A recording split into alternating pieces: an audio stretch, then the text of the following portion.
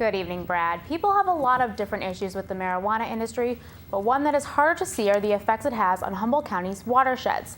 I spoke with environmentalists as well as a Humboldt County grower to gain better insight into what our rivers are up against. Just not enough water to go around for both the people and the critters. The industry is still growing, and then you throw drought on that, and less water in the stream and more trees on the landscape. People are concerned about that now that, the forests are regrowing after decades of logging and they're consuming more water. Well, if that's the case, if that's true, then there's even less water for the stream, for fish, and for marijuana. With a steady increase in the green rush in Humboldt County over the last few years, the county's waterways are feeling the strain from unregulated marijuana grows. The biggest issues are water diversions and over-sedimentation. In addition, chemicals like rodenticides and insecticides are also hurting wildlife. An overall picture, you can think about taking water out as kind of an acute problem, like a heart attack. It'll kill the fish right away if you dry up a stream. But sediment, putting dirt in, is like cancer. It's a chronic problem.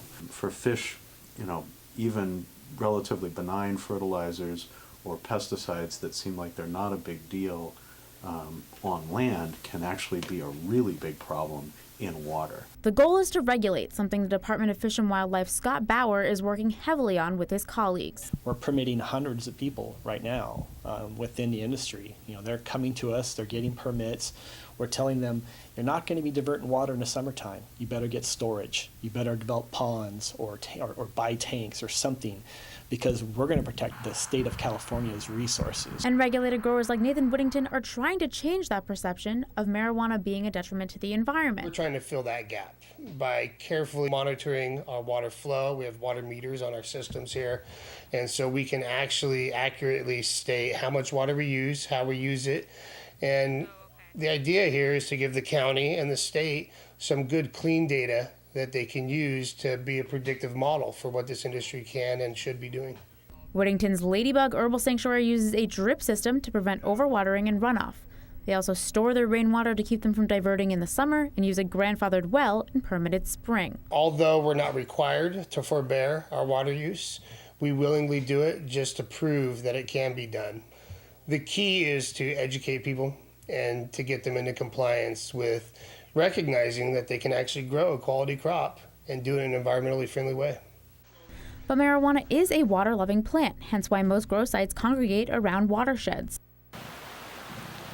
This is 1 liter of water.